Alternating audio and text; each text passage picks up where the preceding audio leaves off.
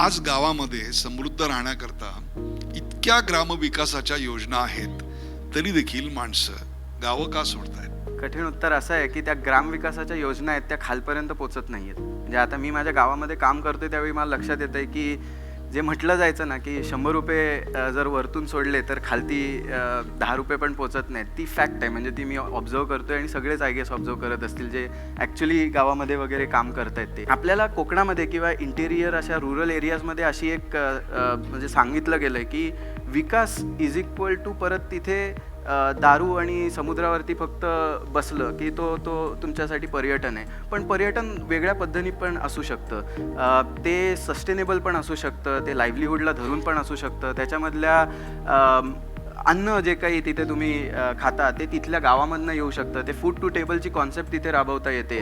अनेक गोष्टी अशा तिथे करता येतात की ज्याच्यामधनं गावं उभारली जाऊ शकतात आणि हे भरपूरशा ठिकाणी ह्याचे छोटे छोटे मॉडेल्स पण तयार केलेले आहेत. सो ह्या पद्धतीचं ज्यावेळी त्यांच्यापर्यंत आयडिया पोचणार आहे विकासाची, तेव्हा कदाचित तो ॲक्च्युअल ग्रामविकास होऊ शकेल.